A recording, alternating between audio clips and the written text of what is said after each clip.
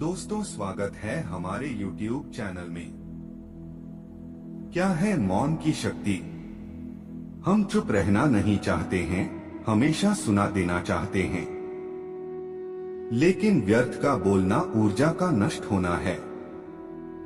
इसलिए जितने भी बुद्धत्व साधु और संत हुए वे एकांत की ओर गए, क्योंकि उन्हें अधिक बोलना न पड़े और अधिक सुनना न पड़े। महावीर ने 12 वर्ष और महात्मा बुद्ध ने 10 वर्ष मौन रहने के बाद ज्ञान प्राप्त किया।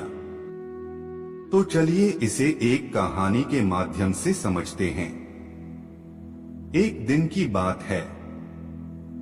एक किसान अपने खेत के पास स्थित अनाज की कोठी में काम कर रहा था। काम के दौरान उसकी घड़ी कहीं खो गई। वह घड़ी उसके पिता द्वारा उसे उपहार में दी गई थी। इस कारण उससे उसका भावनात्मक लगाव था। उसने वह घड़ी ढूंढने की बहुत कोशिश की, कोठी का हर कोना छान मारा, लेकिन घड़ी नहीं मिली। हताश होकर वह कोठी से बाहर आ गया। वहां उसने देखा कि कुछ बच्चे खेल रहे हैं। उसने बच्चों को पास बुलाकर उन्हें अपने पिता की घड़ी खोजने का काम सौंपा। घड़ी ढूंढ निकालने वाले को इनाम देने की घोषणा भी की। इनाम के लालच में बच्चे तुरंत मान गए। कोठी के अंदर जाकर बच्चे घड़ी की खोज में लग गए। इधर उधर यहाँ वहाँ हर जगह खोजने पर भी घड़ी नहीं मिल पाई।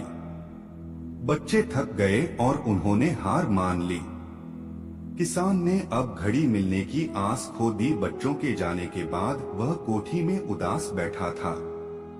तभी एक बच्चा वापस आया और किसान से बोला कि वह एक बार फिर से घड़ी ढूंढने की कोशिश करना चाहता था।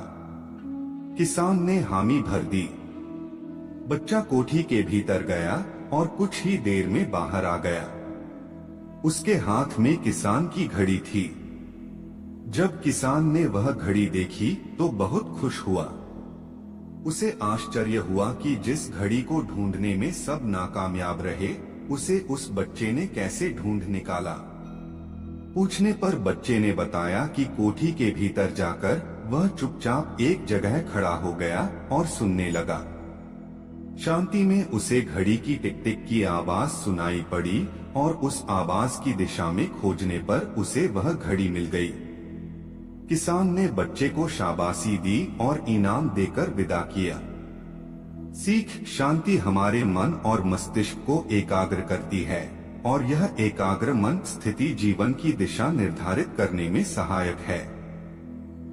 इसलिए दिन भर में कुछ समय हमें अवश्य निकलना चाहिए जब हम शांति से बैठकर मनन कर सकें। अन्यथा शोरगुल भरी इस दुनिया में हम उलझकर रह जाएंगे। हम कभी न खुद को जान पाएंगे न अपने मन को डोट। बस दुनिया की भेड़ चाल में चलते चले जाएंगे।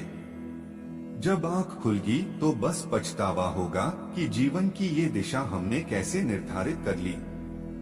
हम चाहते तो कुछ और थे, जबकि वास्तव में हमने तो वही किया जो दुनिया ने कहा।